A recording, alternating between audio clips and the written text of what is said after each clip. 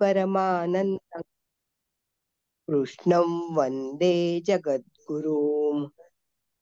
रामकृष्ण रे. गुणानेतानतीत्यंत्रिन् देहि देह समुद्भवान जन्म मृत्यू जरा दुःखे विमुक्तो मृतमश्नुते. अर्थ असा, हा देहाभिमानी जीव देहाच्या उत्पत्तीला कारणभूत असणाऱ्या या तीन गुणाहून म्हणजे सत्व रजतम गुणांहून निराळा झाला असता जन्म मरण म्हातारपण व सर्व दुःखे यापासून मुक्त होऊन माझ्या अविनाशी स्वरूपाला प्राप्त होतो, म्हणजे भगवंताला शरण होतो. माऊली म्हणतात, आता निर्गुण असे आणिक ते तो जाणे अचूक, जे ज्ञाने केले टीक तयाची वरी. किंबहुना पंडुसुता ऐसी तो माझी सत्ता, पावे जैसी सरिता सिंधुत्वगा. नळिकेवरुनी उठिला जैसा शुक शाखे बैसला, तैसा मूळ अहंता ठाकिला तो मी म्हणून. या त्रिगुण विरहित म्हणून निर्गुण अशी जी आत्मवस्तू आणखी आहे ती तो ज्ञानाने त्याच्याच ठिकाणी वस्ती केली असल्यामुळे अचूक जाणतो. एवढेच नाही तर अर्जुना, ज्याप्रमाणे नदी समुद्राला मिळून समुद्रच होऊन जाते, त्याप्रमाणे तो माझ्या अविनाशी सत्तेशी ऐक्य पावतो. ज्याप्रमाणे पिंजऱ्यातील नळीवरून उडालेला पोपट झाडाच्या फांदीवर जाऊन बसतो, त्याप्रमाणे तो गुणातीत झालेला ज्ञानी मी ब्रह्मस्वरूप आहे अशी आपल्या मूळच्या ब्रह्मस्वरूपतेची अहंता घेऊन राहतो. गुणाधर दीपिका म्हणतात, ज्ञानी पुरुषाच्या ठिकाणी ब्रह्मस्वरूपाशी केलेल्या ऐक्याचा सात्विक अहंकार असतो, हे येथे माऊलींनी स्पष्ट केले आहे. अगा अज्ञानाची या निदा जो घोरतो होता बदबदा, तो स्वरूपी प्रबुद्धाचे इलाकी. पै बुद्धिभेदाचा आरिसा तया हातोनी पडिला विरेशा, म्हणून प्रकृती मुखाभासा मोकला तो. देहाभिमानाचा वारा आता वाजो ठेला विरा, ते ऐक्य विची सागरा जीवेश आहे. म्हणून मदभावेसी प्राप्ती पाविजे तेणे सरिसी, वर्षांती आकांशी घनजात जेवी. तेवी मी होऊन निरुता, मग देहींचे ये असता, नागवे देह संभूता गुणांसी तो.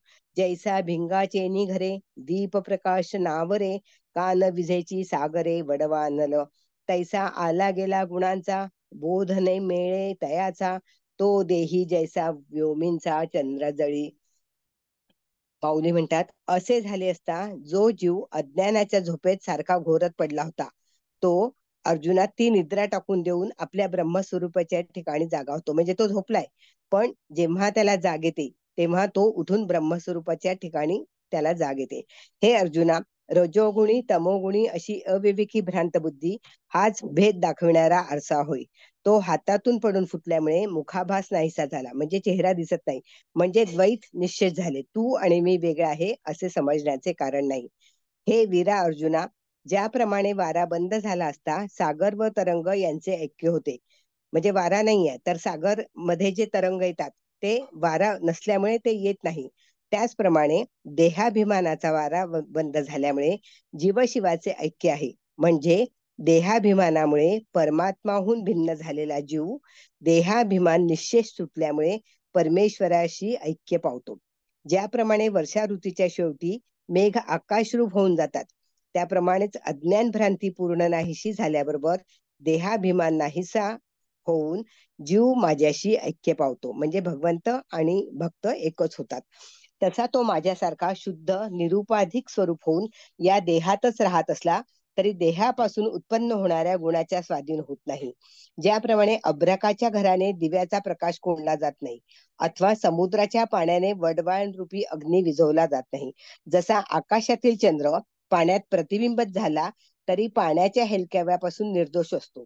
म्हणजे आपण पाहतो की पाणी आहे, पौर्णिमा आहे, पौर्णिमेचा चंद्र त्या पाण्यामध्ये प्रतिबिंब दिसत आहे, पण ते पाणी हल्लं तरीही ते जो चंद्र आहे त्या चंद्राला काही दोष लागतो का? नाही. त्याप्रमाणे देहाच्या ठिकाणी असताना देखील उठणाऱ्या गुणांमुळे ज्ञानाचा आत्मबोध मलिन होत नाही. ज्ञानी पुरुष अखंड साक्षी स्वरूप होऊन राहतात, ते आपले साक्षीत्व कधीही विसरत नाहीत. तिन्ही गुण आपुला लिये प्रौढी, देही नाचविती बागडी, तो पाहोहीन धाडी अहंतेते. हा ठायवरी नेहटोनी ठेला अंतरी. आता काय वर्ते शरीरी हेही नेणे. सांडोनी अंगीची खोळी सर्परिगालिया पाताळी. ते त्वचा कोण सांभाळी तैसे झाले. का सौरभ्य जीर्ण जैसा आमोद मिळून जाय आकाशा. माघारा कमळ कोशा न येची तो. पै स्वरूप समरसे तयाही गा झाले ऐसे. ते किंधर्म हे कैसे नेणे देह. म्हणून जन्म जरा मरण इत्यादी जे साही गुण. ते देहींचे ठेले कारण नाही तया. घटाचिया खापरिया घटभंगी फेडिलिया. महदाकाश आपेसया जालेची असे. तैसी देह बुद्धी जाये जै आपण पा आठव होये. ते आन काही आहे ते वाचूनी. येणे थोर बोधलेपणे तयासी गा देही असणे. म्हणून तो मी म्हणे गुणातीत. यया देवाची या बोला पार्थ अति सुखावला. मेघे संभोखिला मयूर जैसा. सत्व रजतम या तीन गुणांपैकी प्रत्येक गुण वृद्धी पाहून आपापल्या लक्षण रूपी चेष्टा करतात. पण परमात्म्याशी ऐक्य पावलेला ज्ञानी पुरुष त्यांची यत्किंचितही अहंता धरीत नाही. येतपर्यंत ज्ञानी पुरुष अंतर्मुख वृत्ती करून राहतो. म्हणून देहाच्या ठिकाणी काय चालले आहे हे तो जाणत नाही. ज्याप्रमाणे सर्प माझी ही कात कोण सांभाळील याची काळजी न करता ती टाकून देऊन बिळात शिरतो. त्याप्रमाणे ज्ञानी पुरुषही देह आता कोण सांभाळेल याची चिंता न करता देहाचा अभिमान निश्चय सोडून देऊन आपल्या आत्मस्वरूपाशी अहमवृत्तीचे ऐक्य करून साक्षी होऊन राहतो. किंवा जीर्ण झालेल्या कमळाच्या फुलाचा सुवास ज्याप्रमाणे आकाशाशी एकरूप होऊन राहतो व पुन्हा कमळाच्या ठिकाणी येत नाही, त्याचप्रमाणे जीव हे शिवाशी समरसतेने ऐक्य पावला असता देहाचे काय धर्म आहेत व त्याच्या ठिकाणी काय चालले आहे हे तो काही जाणत नाही. म्हणून जन्म जरा मृत्यू इत्यादी जे षडविकार आहेत ते देहाच्या ठिकाणीच राहतात. ज्ञानी पुरुषाचा त्यांच्याशी काही एक संबंध नसतो. घट फुटून घटाची दोन खापरे अलग झाली असता घटाकाश आपोआपच महदाकाश होते. त्याला महदाकाशात मिळावे लागत नाही. म्हणजे घट म्हणजे माठ आहे, माठाचे दोन तुकडे झालेत आणि त्याच्यामध्ये घटाकाश आहे. पण ते ते म्हणजे आता तो माठ फुटलेला आहे, म्हणजे ते आता मोकळं झालेलं आहे, म्हणून त्याचं काय झालंय घटाकाशचा महादाकाश झालेला आहे. आणि महादाकाश मध्ये त्याला आकाशाला काही यावं नाही लागत, ते आपोआपच दिसायला लागतं. याप्रमाणे जेव्हा आपल्या मूळच्या शुद्ध स्वरूपाचे जीवाला ज्ञान होते तेव्हा देह बुद्धी आपोआप नाहीशी होते. म्हणजे जो ज्ञानी असतो त्याला मी कोण आहे काय आहे याचा तो गर्व करीत नाही, त्याची देहबुद्धी नाहीशी होते. मग आत्मस्वरूपा व्यतिरिक्त दुसऱ्याचे अस्तित्व भासेनासे होत असल्यामुळे एक आत्मस्वरूपा वाचून दुसरे काहीच अनुभवाला येत नाही. म्हणजे त्याला इतरांमध्ये काहीच रस नसतो, मी कोण आहे हेच तो जाणून असतो. असा दृढ आत्मबोध ठेवून तो ज्ञानी पुरुष प्रारब्ध संपेपर्यंत देहाच्या ठिकाणी राहतो. म्हणून मी त्याला गुणातीत म्हणतो. मेघाने जसे मोराला आनंदित करावे त्याप्रमाणे भगवंताचे बोलणे ऐकून अर्जुन अत्यंत आनंदित झाला. अर्जुन म्हणाला, कैर्लिंगे स्त्रीन गुणानेता नतितो भवती प्रभो. किमाचार कथैंचैता स्त्रीन गुणा नती वर्तते. अर्जुन म्हणाला, हे प्रभो, कोणत्या गुणांवरून पुरुष या तीन गुणांच्या पलीकडे गेला हे ओळखता येते का? त्याचा आचार कसा असतो? कशा प्रकारे तो तीन गुणांच्या पलीकडे जातो? म्हणजे सत्वरम रजतम हे पुरुषांमधून गेलेले आहेत हे तीन गुण, ते हे कसे ओळखावे? तेणे तोषे वीर पुसे जो जी कोणी चिन्ही तो दिसे. जया माझी वसे ऐसा बोध तो निर्गुण काय आचरे. कैसे गुण निस्तरे हे सांगी जो माहेरे कृपेचिने. यया अर्जुनाची या प्रश्ना त षडगुणांचा राणा परिहार आकरणा बोलत असे. म्हणे पार्था तुझी नवाई हे येतुलेंची पुससी काही. ते नामची तया पाही साच लटिके. असे भगवंतांचे बोलणे ऐकून संतुष्ट झालेला तो वीर अर्जुन विचारू लागला की ज्याच्या ठिकाणी आपण सांगितल्याप्रमाणे दृढ आत्मबोध झाला आहे असा पुरुष कशा लक्षणांचा असतो, म्हणजे तो कसा ओळखावा? हे कृपाळू मायबापा श्रीकृष्णा, गुणरहित कोणते आचरण करतो व कोणत्या साधनाने तो गुणरहित होतो हे मला सांगा. या अर्जुनाच्या प्रश्नावर उत्तर देऊन त्याच्या शंकेचा परिहार करण्याकरता तो षडगुणादी अपरिमित ऐश्वर्यवान श्रीकृष्ण सांगतो, ऐका. अर्जुना, तुझे आश्चर्य वाटते, एवढेच काय विचारतोस? त्याला गुणातीत हे जे नाव दिले गेले तेच खरे आहे व खोटे आहे. ते नामची तया पाही साचल टिके. ज्ञानाच्या ठिकाणी प्रारब्धामुळे गुणांची लक्षणे दिसून येतात, म्हणून त्याला गुणातीत म्हणणे खोटे ठरते व गुणानुसार वर्तन करीत असतानाही तो गुणाचा साक्षी होऊनच राहतो. गुणांशी ऐक्य करीत नाही, म्हणून गुणातीत हे नाव त्याच ठिकाणी खरेही आहे. गुणातीत जया नाव तो गुणाधीन तरी नव्हे, ना होय तरी नागवे गुणायया परी अधीन का नागवे, हेची कैसेनी जाणावे. गुणांची ये रवरवे माझी असता, हा संदेह जरी वाहसी तरी सुखे पुसोलहासी, परी साता तयासी रूप करू. गुणातीत या नावाने जो संबोधला जातो तो गुणांच्या स्वाधीन होत नाही व गुणांनुसार वागत आहे असा दिसला तरी तो गुणांनी नागवला जात नाही, म्हणजे तो आपल्या स्वरूपाला विसरत नाही. गुणाच्या गलबल्यात वावरत दिसतानाही तो त्यांच्या स्वाधीन झाला किंवा झाला नाही हे कसे जाणता येते, असा संशय तुझ्या मनात असल्यास मात्र तू खुशाल विचार. गुणातीततेचे आता स्वरूप सांगतो, ऐक. श्री भगवानुवाच प्रकाशंच प्रवृत्तींच मोहमेव च पांडव न द्वेष्टी संप्रवृत्तानि न निवृत्तानि कांक्षती. भगवान म्हणतात, प्रकाश म्हणजे सत्वगुणाचे कार्य सुख व जाणीव. प्रकाश म्हणजे सत्वगुणाचे कार्य सुख व जाणीव. प्रवृत्ती म्हणजे रजोगुणाचे कार्य कर्म करण्याची प्रवृत्ती. व मोह म्हणजे तमोगुणाचे कार्य अविवेक ही उत्पन्न झाली असता त्यांचा द्वेष करीत नाही व नाहीशी झाली असता त्यांची इच्छा करत नाही. मोह म्हणजे तमोगुणाचे कार्य म्हणजे अविवेक ही उत्पन्न झाली असता त्यांचा द्वेष करीत नाही आणि नाहीशी झाली असता त्यांची इच्छा सुद्धा करीत नाही.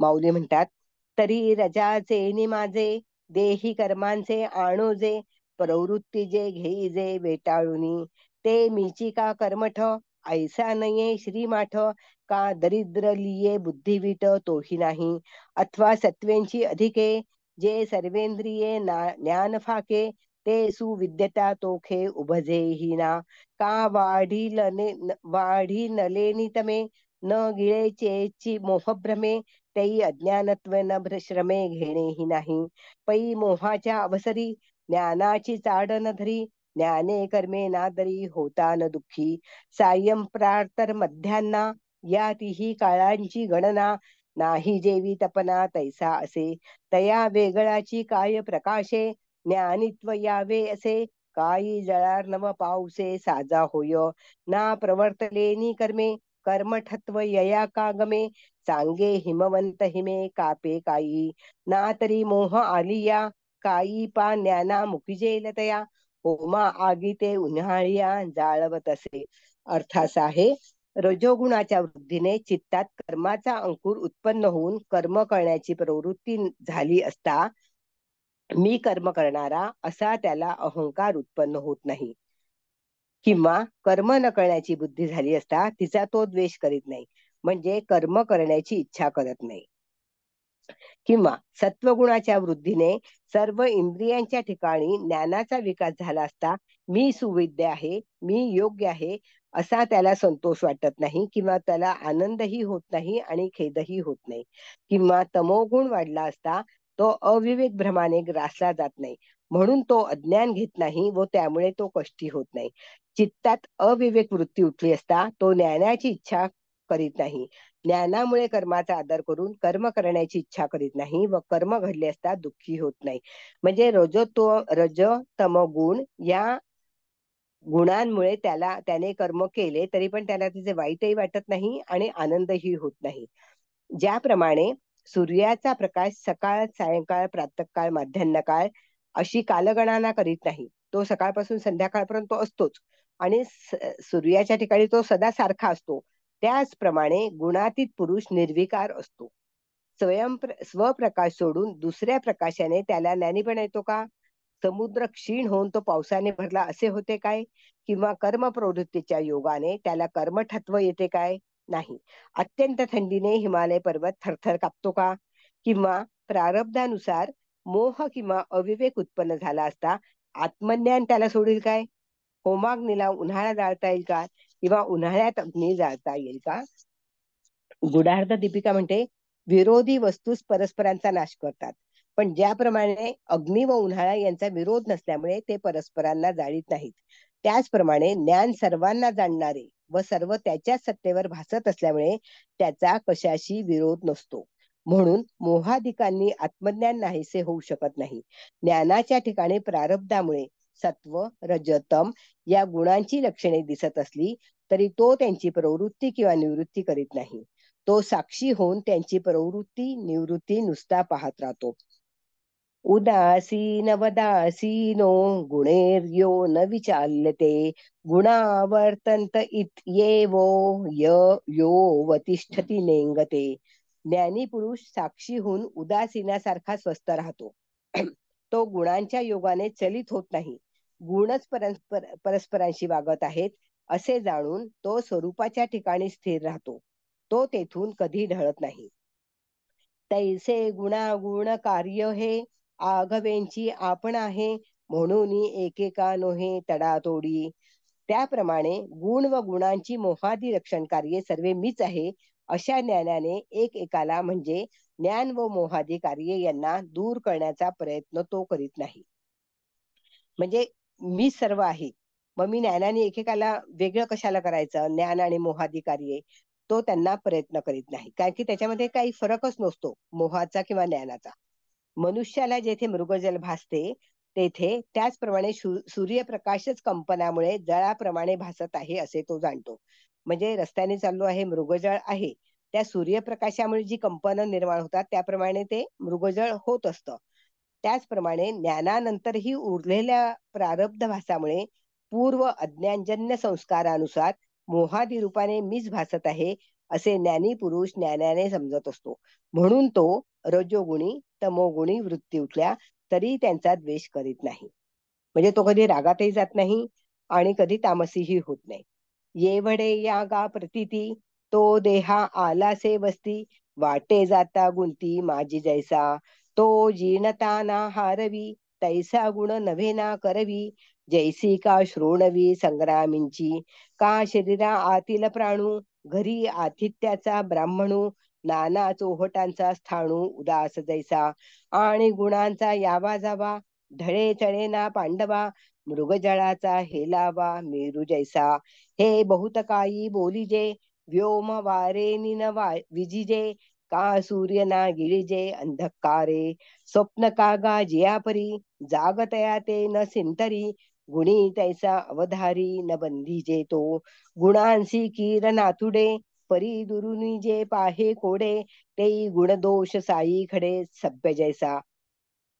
माऊली म्हणतात, ज्याप्रमाणे वाटेने जाणारा वाटसरू रात्रीपुरता एखाद्या गावाचा आश्रय करतो, त्याचप्रमाणे एवढ्या अशा अनुभवासहित तो ज्ञानी पुरुष प्रारब्धापुरता देहरूपी गावात केवळ वस्तीला राहतो. म्हणजे प्रारब्धानुसार त्याला देह जन्म मिळाला आहे, तर त्या जन्मात तो तेवढाच राहतो. ज्याप्रमाणे लढाईच्या भूमीला जय पराजय प्राप्त होत नाही, त्याप्रमाणे गुण जिंकले किंवा गुणाला हरविले असा काही तो अभिमान बाळगत नाही. म्हणजे भूमीला कोणी जिंकलं किंवा हरलं त्याचा परिणाम भूमीवर होत नाही. किंवा ज्याप्रमाणे शरीरातील प्राण घरी आलेला अतिथी ब्राह्मण किंवा चौरस्त्यावरील खांब हे जसे काही न करणारे किंवा काही न करविणारे असे उदास असतात.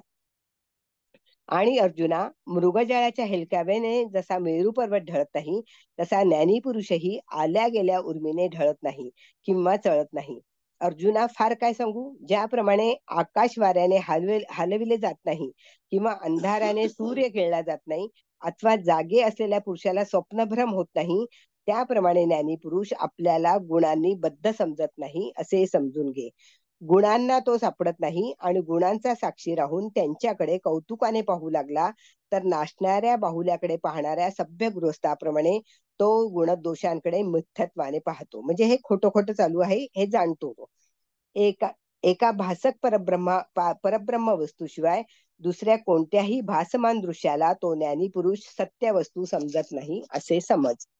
सत्कर्मे सात्विकी रजते रजो विषयकी तममोहादिकी वर्तत असे परितयाची या गा सत्ता होती गुण क्रिया समजता हे पुढे जाणे सविता लौकिका जेवी समुद्रची भरती सोमकांतची द्रवती कुमुदे विकासती चंद्र तो उगा, का वाराची वाजे विझे गगने निश्चळ असिजे, तैसा गुणांची ये गजबजे डोले नाजो, अर्जुना येणे लक्षणे तो गुणातीत जाणणे, परिसाता आचरणे तयाची जी.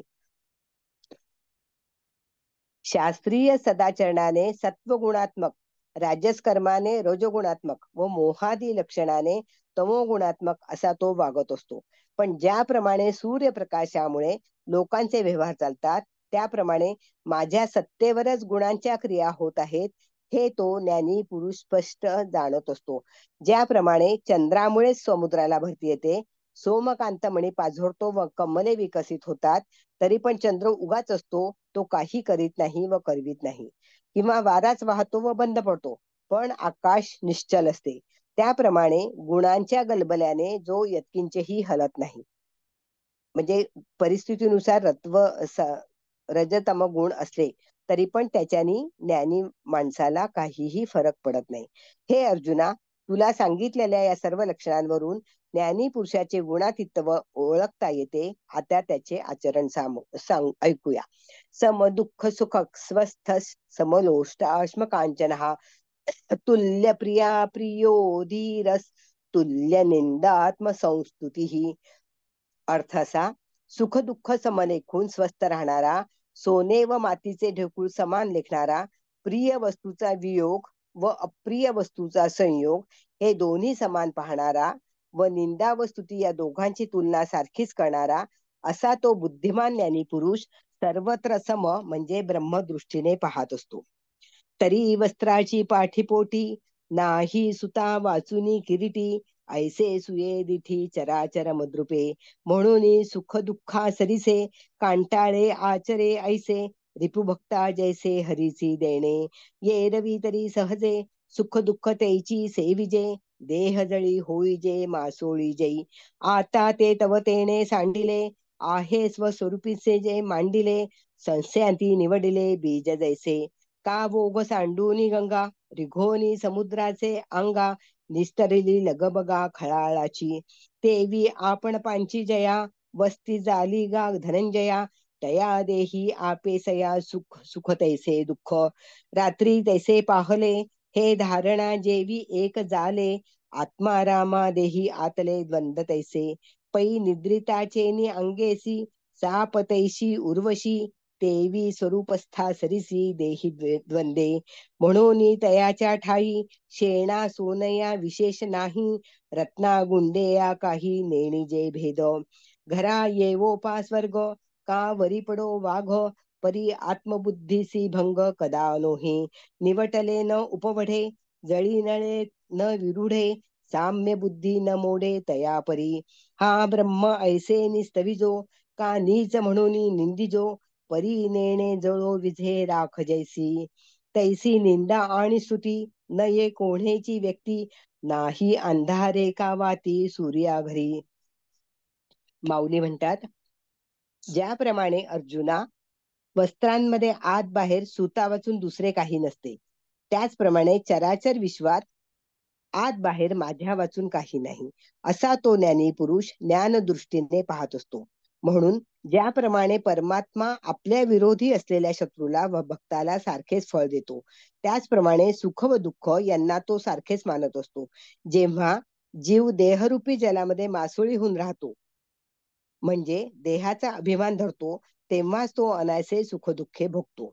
परंतु ज्याप्रमाणे कोंडा टाकून धान्य घेतले जाते, त्याप्रमाणे त्याने आता देहाभिमान टाकून आपल्या स्वरूपभूत परब्रह्माशी ऐक्य केले आहे. किंवा गंगा प्रवाह रूपाने वाहणे सोडून देऊन समुद्राशी ऐक्य पावली. आता मिळण्यास जाण्याच्या त्वरेमुळे होणारी खळबळ राहिली नाही. म्हणजे गंगा आहे ही प्रवाह रूपाने वाहणं सोडून देते आणि समुद्राशी ऐक्य पावते.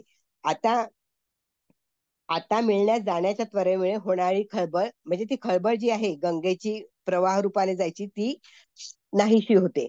त्याचप्रमाणे ज्याने आपल्या आत्मस्वरूपाच्या ठिकाणी वस्ती केली, म्हणजे चित्त स्थिर केले, तो देहाच्या ठिकाणी येणारी सुखदुःखे सारखीच लेखतो. रात्र किंवा सकाळ हे जसे खांबाला सारखेच असतात, खांबाला काही फरक पडत नाही, कारण की तो एका ठिकाणी स्थिर आहे. त्याचप्रमाणे आत्मरूप झालेल्या ज्ञानी पुरुषालाही देहाच्या ठिकाणी येणारी सुखदुःखादी द्वंद्वे सारखीच भासतात. म्हणजे त्याला दुःख झालं, बक्षीस मिळालं, आनंद झाला, तरीही त्या ज्ञानी पुरुषाला काहीही फरक पडत नाही. ज्याप्रमाणे गाढ निजलेल्या पुरुषाच्या अंगाशेजारी सर्प राहिला किंवा उर्वशी अप्सरा राहिली तरी दोन्ही त्याला सारखीच असतात. म्हणजे तो कशाने उर्वशी आहे म्हणून मोहरून जात नाही आणि साप आहे बाजू शेजारी झोपलेला म्हणून घाबरतही नाही.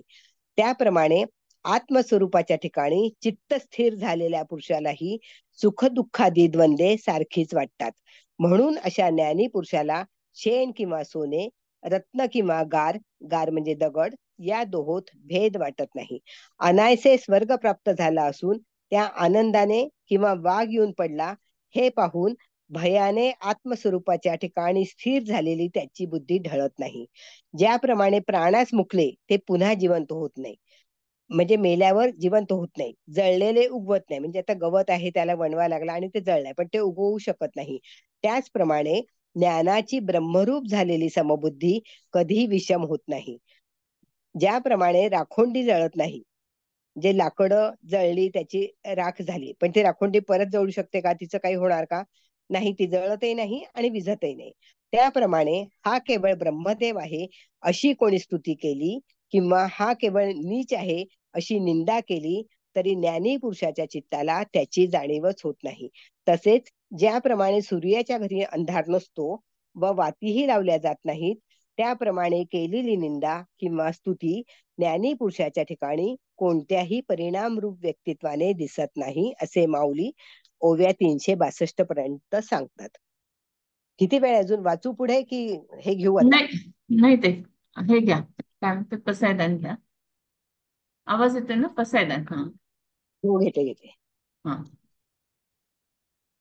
आता विश्वात्मके देवे येणे वाग्यज्ञे तोषावे, तोषो निमज द्यावे पसाय दानही.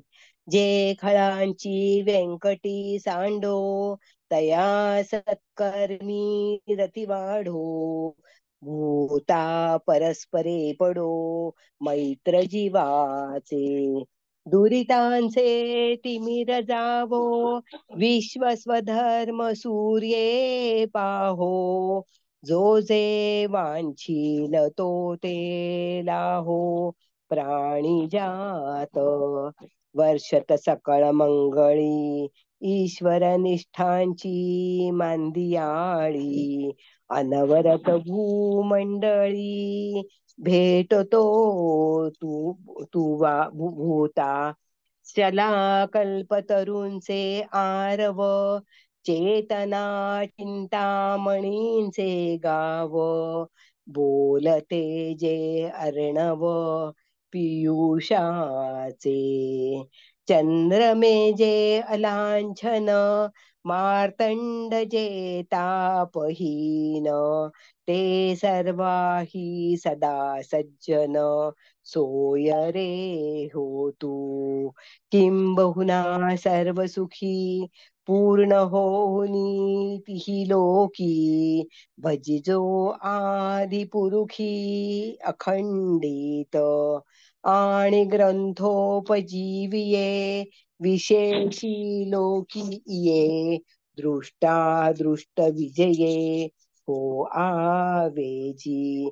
येथ म्हणे श्री विश्वेश्वरा ओ, हा होईल दान पसावो. येणे वरे ज्ञान देवो सुखिया झाला, सुखिया झाला, सुखिया झाला. जय जय राम कृष्ण हरी. तुम्हीच बोलत आहे थोडस, दोन शब्द आजचे जे वाचलेत बर. ना. हा हा. हा हा हा.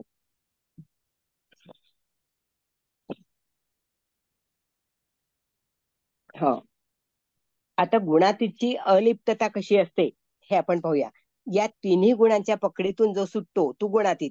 ज्ञानदेवांनी या स्थितीचं सविस्तर वर्णन केलंय. ते म्हणतात, झोपेतून जाग आली की पाहिलेल्या साऱ्या स्वप्नांचा चुराडा होतो. पाण्यात प्रतिबिंबे हालती मोडती दिसतात पण खरे आपण अभंग असतो. नटाला जाणवते की मी क्षणात राजा आहे तर क्षणात रंक, पण मी तर खरा या दोन्ही भूमिका वेगळ्या आहे, किंवा तिन्ही ऋतूत गगन तर समान आणि अलिप्त असते, तशीच मूळ वस्तू अलिप्त, अबाधित आणि मुक्त असते. सारे खेळ गुणांचे असतात. आत्मा हा केवळ साक्षी असतो. जे कर्मभेद दिसतात ते केवळ सत्व रजतम या गुणांचे परिणाम असतात.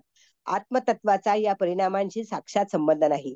तारांगणांचा लोप, सूर्यकांत मळ्याकडून अग्नीचे प्रक्षेपण आणि सूर्यविकासी कमलिनीचे विकसन यांच्याशी सूर्यनारायणाचा प्रत्यक्ष संबंध काहीच नसतो. या गुणातीत पुरुषाला निर्गुण अवस्था नेमकी कळते. तो आत्मज्ञानाचे निवासस्थानच असतो. तो भगवंताच्या कसाचा होतो.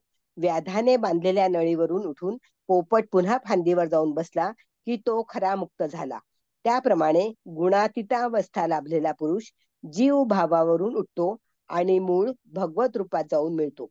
तिन्ही गुण आपापल्या पद्धतीने देहात खेळ मांडतात, पण गुणातीताला त्याची पर्वा नसते, दाद नसते.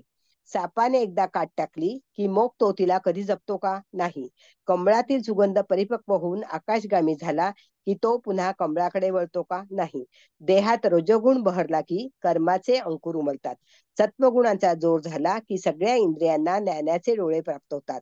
पण गुणातीताला कोणत्याही अहमभावाची बाधा होत नाही. आणि शरीरी तमोगुण वाढला म्हणून तो अज्ञानाचा शेला पांघरत नाही. जशी सकाळ, दुपार, संध्याकाळ या त्रिविध अवस्थांची जाणीव सूर्याला कुठे असते, तसा गुणातीत पुरुष हा त्रिविध गुणांच्या प्रभावाने विचलित होत नाही. भौतिक सुखदुःखे केव्हा भोगावी लागतात? देहरूपी पाण्यातील मासोळी झाल्यावर. पण या पुरुषाने तो संबंधच त्यागलेला असतो आणि तो मूळ स्वरूपात एकरस झालेला असतो. मळणी झाल्यावर धान्याचा कणसाशी काय संबंध? गंगा समुद्राशी एकरूप झाली की प्रवाहाचा खळखळाट थांबणारच. या पुरुषाची अवस्था निर्द्वंद असते. पै निद्रेताचेनी अंगेशी सापुतैशी उर्वशी तेवी स्वरूपस्था सरिसी देही द्वंद्वे. या गुणातीताच्या स्वरूप ज्ञानात आत्मबुद्धीत तीळ मात्र उणेपणा येत नाही. भाजलेल्या बियाणाला अंकुर फुटत नाही. तसाच हा समबुद्धी असतो. तो निंदा स्तुतीच्या पल्ल्याड गेलेला असतो. सूर्याच्या घरी जशी उजेड आला आणि अंधाराला दोघांनाही जागा नाही, कारण की सूर्यच सगळ्यांना उजेड देतो, प्रकाश देतो आणि अग्नी देतो. असा हा गुणातीत सदैव अलिप्त असतो. त्याला कोणतेच वैषम्य कधी बाधत नाही.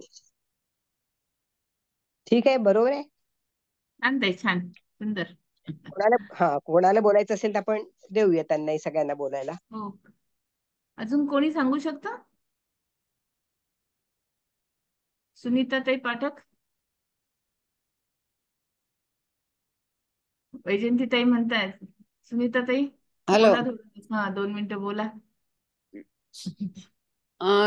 ह्याच्याविषयी बोलायचं म्हणल्यानंतर थोडस, आता वैजूने सगळं सांगितलेलंच आहे, पण जो माणूस खरंच गुणातीत होतो, म्हणजे सत्व, रज आणि तम हे तिन्ही गुणांपासून जेव्हा तो अलिप्त होतो ना, तर तेव्हा तो खरंच समाधी अवस्थेत गेलेला असतो, किंवा खऱ्या अर्थाने तो साधू बनलेला असतो, संत बनलेला असतो. कुठलाही गुण त्याला लिंपत नाही. म्हणजे त्याला एखादी गोष्ट मिळाली, धनलाभ झाला किंवा मनासारखं झालं, तर तो हरखून पण जात नाही. आणि एखादी गोष्ट त्याच्यापासून हिरावली गेली किंवा एखादी गोष्ट त्याच्या मनाच्या विरुद्ध झाली, तरी तो दुःखी पण होत नाही. तर ही जी अवस्था आहे ना, ही बोलायला खूप सोपी आहे, पण ही भयंकर अवघड अवस्था आहे. आपल्याला त्या छोट्या छोट्या गोष्टींमध्ये आपण म्हणजे हरखून जातो किंवा लगेच रडायला लागतो किंवा दुःखी होतो किंवा उदासीन होतो. अगदी मोठी माणसं जी असतात तर त्यांना सुद्धा एखादी गोष्ट मनासारखी नाही झाली तर. पण ह्या गुणांच्या पलीकडे जो जातो ना, तो खरं गुणातीत झालेला असतो. आणि साधू किंवा संत जे असतात ना, हे गुणातीत असतात, कशानेही ते लिंपले जात नाहीत. आजच्या ज्या तिने ओव्या वाचल्या ना, त्याचा हा थोडक्यात अर्थ असा आहे की आपण सगळ्यांना तिन्ही गुण लागू असतात बरं का. काही अवस्थेमध्ये तुम्हाला सत्व गुण माहिती मिळतो, काही अवस्थेमध्ये तुम्हाला रजोगुण पाहायला मिळतो, काही अवस्थेमध्ये तुम्हाला तमोगुण पाहायला मिळतो. पण त्याचा न जास्ती बाऊ करायचा नाही किंवा ती स्थिती जास्ती काळ टिकवायची नाही. हेही दिवस निघून जातील. हे फार चांगलं मराठीमध्ये असलेलं आता हे वाक्य आहे की सुख असेल ना तरी लक्षात ठेवायचं की हेही दिवस निघून जातील. दुःख असेल तरी हे लक्षात ठेवायचं, हे दिवस निघून जातील. आणि मग तुम्ही जीवनाचा खरा आनंद घेऊ शकता किंवा त्याच्यातून तरुण जाऊ शकता. तर हे थोडक्यामध्ये हे मी तुम्हाला या ओव्यांची म्हणजे जीस्ट म्हणजे सारांश सांगितलेला आहे. तर ठीक आहे इथपर्यंत. हो हो. हं. बरं, मला अजून हे कळलं नाही की आता मला आज मी पहिला अध्याय वाचला, मारुती स्तोत्र, रामरक्षा वगैरे ते सगळं झालं. मला जेव्हा ऑनलाईन वाचायचं आहे तर तेव्हा मी कसं करायचं असतं, म्हणजे काय, कुठलं पुस्तक घ्यायचंय, काय वाचायचंय? तसं कुठलंच नाही येते. आता आपण ज्ञानेश्वरी जी ऑनलाईन वाचतो ना, तुमच्याकडे जे पुस्तक आहे तुम्ही त्यामधून वाचू शकता. माझ्याकडे ना सोनोपंत दांडेकरांची ज्ञानेश्वरी आहे. हो चालते ताई. हा, कारण साखरेकर आता हे तुम्ही जे महाराजांची वाचताय चालते. ना हे त्याच्यात हा आहे, हे त्याच्यात हा आहे, पण खूप खूप मोठं मोठं विवेचन त्याच्यावरती दिलेलं आहे. म्हणजे बरोबर. अगदी एक अर्धा तासामध्ये फक्त 2 श्लोकावरचं विवेचन वगैरे किंवा असं होऊ शकतं. हा कारण तेवढं वाचायचं म्हटल्यानंतर मग फार काही पुढे सरकणार नाही. मग म्हणून मी तुम्हाला विचारलं की तुमच्याकडे काही वेगळं पुस्तक आहे का की ज्याच्यामध्ये तुम्ही हे सगळे शॉर्ट, आणि जे काही वाचणार आहे मी किंवा जे काही वाचेन तर त्याचं मी मला काय, जो आता जसं वैजूनी वाचलं, मला जो अर्थ समजला तो मी माझ्या शब्दात सांगितला. अगदी तर अगदी तसं सांगायचं आहे का? अगदी बरोबर आहे. हो, चालेल आपल्याला चालेल. आपल्याला जे हा समजलं ते आपल्याला इथे हा मांडायचा प्रयत्न करत आहोत आपण. आणि हा तुमच्याकडे हा जी कुठली पुस्तकं असेल, समजा जास्त जसं डिस्क्रिप्शन दिलं असेल आणि तेही हा तुम्ही वाचलं तरी हरकत नाही. कुणाकडे हा साखरेकर महाराजांची असते, आता माझ्याकडे भावार्थ दीपिका आहे, जी आज ताईंनी हा वाचली, भावार्थ दीपिका मधून हा अर्थ वाचला. किंवा हा दांडेकर हा महाराजांची असू शकते, किंवा आपण आहे ऍप ना, पण पंत दिलेलं आहे. आहे माझ्याकडे ज्ञानेश्वरी. म्हणजे हम्म. वाचण्यासारखी, अर्थ बरं. वाचण्यासारखी. बाकी पारायण प्रत माझी वेगळी आहे. आणि बरोबर. नुसतं पारायण करून काही नाही. मला असं म्हणायचंय, आता आमचा जो ग्रुप आहे त्याच्यामध्ये आम्ही काय करतो, जे पुस्तकात लिहिलंय ते वाचतो, पण हा बोली भाषेत आता मी जसं तुम्हाला सांगितलं की मला जे कळालंय अगदी की अगदी. नुसतं अभ्यासू आपणही तेच भाषेत, करतो. पुस्तकी हा भाषेत, हा, नाही, तर आपणही तसं तेच न करायचा सांगता प्रयत्न आपल्या करतो. आता आपल्या माझा भाषेमध्ये अभ्यास जो बोलायचा आहे ना, प्रयत्न. बरं का ताई, माझा अभ्यास जो आहे तर तो ज्ञानेश्वरीतील विज्ञान, म्हणजे अच्छा. त्याच्यातलं सायन्स शोधून काढते मी. तर ते बरोबर. प्रत्येकच वेळेला तिथे असेल असं नाही, किंवा प्रत्येकाला समजेलच असं नाही. पण मग हा मला जेव्हा वाचायचं असेल तर तेव्हा मी ते सिलेक्ट करीन तसं. हं? अगदी. हो हो हो. हं. चालेल चालेल. चालेल. चालेल ना. हो हा मला कधी वाचायला द्याल तुम्ही? मला साधारणपणे 13 मेच्या पुढे तुम्ही 13 पेपर नाही. मी एखाद दिवस आधी सांगितलं तर चालेल का? कारण मला आता हो खूप हो. माझ्या आपण दर वाढदिवस आठवड्याला आहे. विचारत असतो प्रत्येक ग्रुप मध्ये. आता ह्या हा, आठवड्याचं समजा झालेलं आहे, पुढच्या या आठवड्यामध्ये परत आठवड्यात झालं. विचारतो. तर पुढच्या आठवड्यात कसं, तुम्हाला 5 ज्या तारखेला दिवशी माझ्या जमतं त्या दिवशी तुम्ही नातवाचं वाचू बारसं शकता. आहे, मग मी तिथेच असणारे, म्हणजे दुसऱ्या गावाला असणारे. चालेल तिथे काही चालेल. मला हे आपण सगळं जमेल असं नाही, फार पाहुणे राहुणे असतील. बोलूयात आपण. तर हा मग मी नंतर मग हो तुम्हाला हो. अजून सांगेन कोणाला सगळं. बोलायचंय का? अजून कोणाला हा बोलायचंय? शकुंतलाताई, शकुंतलाताई बोलतायत. हो दीदी, आजच्या ओव्यात ना हम्म. ज्ञानीपुरुषाचे लक्षण सांगितले. झाले का म्यूट? हा बोला की. ज्ञानीपुरुषांचे लक्षण सांगितले. हा आवाज येतो का ताई? हो हो हो, हो, येतोय बोला ताई. बोला. आणि एक मिनिट आजच्या राहिलंय. सर्व ओव्यांमध्ये ना ज्ञानीपुरुषाचे लक्षण सांगितले. हम्म. म्हणजे त्यांना सुख आणि दुःख हे समान असते. आणि देव आणि भक्त एक असतो. म्हणजे असं उदाहरण दिलं की जर घट फुटला, त्याचे 2 खापरे होते, पण त्यातलं आकाश मात्र वेगळं राहत नाही. तो मध आकाशामध्ये आपोआप मिळून जातो. बरोबर. तसंच भक्त आणि देवाचे ऐक्य सांगितले. बरोबर. जसं म्हणजे बर्फाच्या याच्याने हिमवंत पर्वत काही कापत नाही, त्याला काही फरक पडत नाही. तो ऊन असलं का आणि किंवा बर्फ आला का, दोन्हीला तो समानच असतो. हम्म. असं मेरू पर्वत उदाहरण दिले.